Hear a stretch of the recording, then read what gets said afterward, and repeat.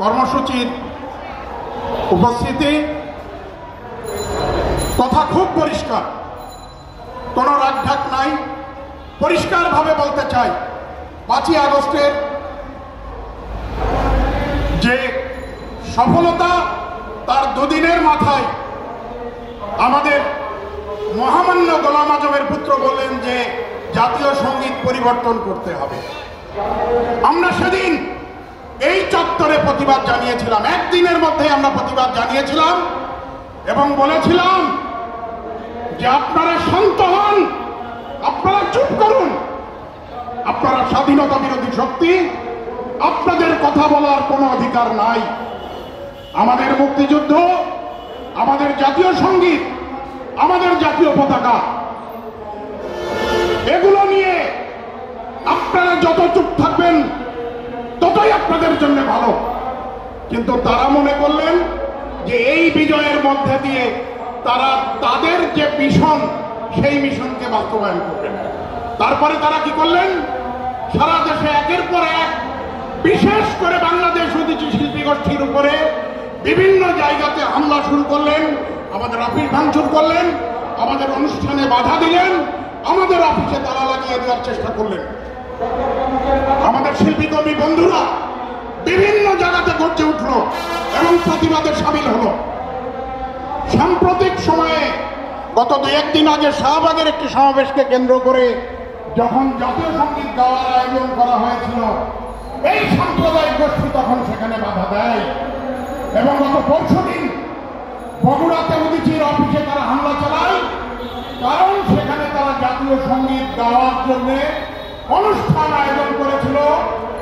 ঢাকাতে জাতীয় সঙ্গীত গাইতে বাধা দিয়ে প্রতিবাদে তারা রাস্তায় নেমেছিল। সুতরাং বন্ধুরা, এখন বিভেদের সময় নয়, এখন সবাই বিচ্ছিন্ন হয়ে যাওয়া নয়, প্রত্যেকে কাঁধে কাঁধ দিয়ে এই শক্তির বিরুদ্ধে রুখে দাঁড়াতে হবে। আমরা যে আন্দোলন করে বাংলাদেশকে এগিয়ে নিতে চাই, সেই আন্দোলনের সুফল ভোগ করার অধিকার কোনোভাবেই জামাত শিবিরের নয়। আমরা আন্দোলন করেছিলাম, এদেশের ছাত্র সমাজ আন্দোলন করেছিল, সেই আন্দোলন সক্রিয়ভাবে অংশগ্রহণ করেছিল সংস্কৃতি কর্মীরা, বিশেষ করে বাংলাদেশ উদীচী শিল্পী গোষ্ঠী। আমরা কারুর লাভের প্রশ্নে ওই আন্দোলনে যাই নাই। কে ক্ষমতায় যাবেন, কে ক্ষমতায় বসবেন, তাদের বাতিল হয়ে গেছে, সেই বাতিল করা তাদের যে অধিকার সেটাকে ফিরিয়ে দেওয়া হবে। বিশেষ করে সাম্প্রদায়িক শক্তির বিষয়ে আমাদের যে চিন্তা, সেই চিন্তায় কোনোদিনও পরিবর্তন আসবে না। তারা কি বলল, তারা এখন কি মাপ চাইলো, ক্ষমা চাইলো, আমাদের কিছু জানা, তারা সারা জীবনের জন্য ঘৃণিত। তাদেরকে আমরা যেখানে যে অবস্থায় পাবো আমরা প্রতিরোধ করব। আমরা পরিষ্কারভাবে বলতে চাই, যা করছেন চুপি চুপি করার চেষ্টা করেন, নাহলে চুপ করে যান। কিন্তু আমাদের কোনো কর্মসূচি, উদীচীর কোনো কর্মসূচি, উদীচীর কোনো শিল্পীদের প্রয়োগে যদি আপনারা কোনো ধরনের সমস্যা তৈরির চেষ্টা করেন, আমরা বসে থাকবো না। আমরা আজকে এখানে প্রতিবাদ জানিয়েছি, আপনারা জানেন সারা দেশের উদীচী আজকে প্রতিবাদ জানাবে।